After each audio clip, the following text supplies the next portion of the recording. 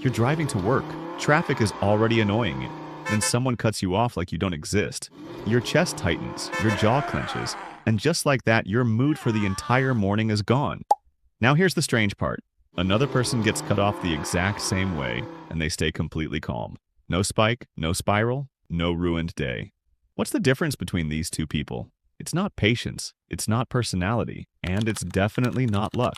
The difference is understanding how anger actually works. Anger feels powerful, but biologically it's short-lived. What keeps it alive isn't the situation, like it's what happens after the situation.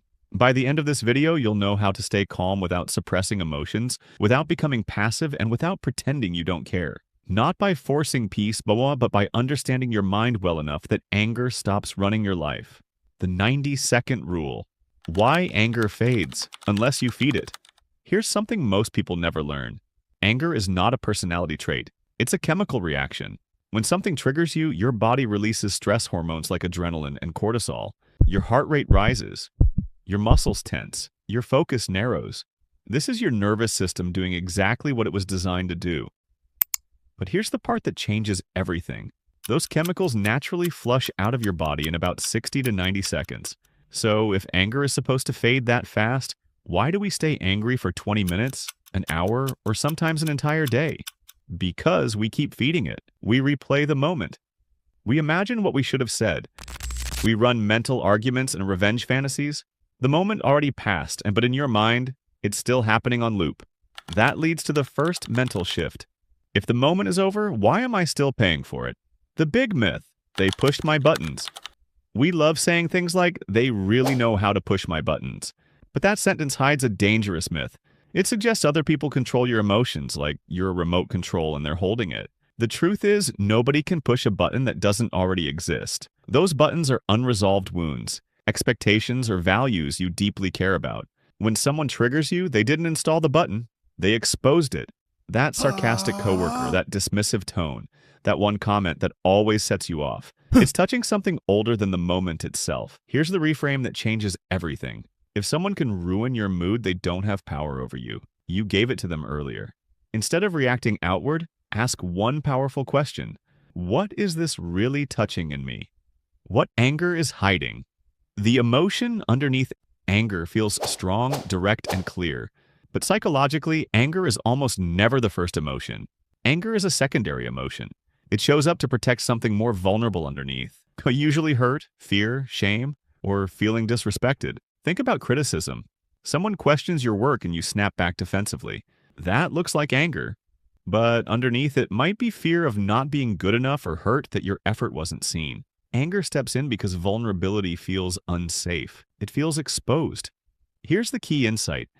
Anger feels powerful, but it usually protects something fragile. The next time you get angry, pause and ask yourself what you're actually feeling. That question alone weakens anger's grip. The choice point. Your calm, superpower. Between what happens to you and how you respond, there is a space. Most people don't even know this space exists. They react automatically. But calm people live in that space.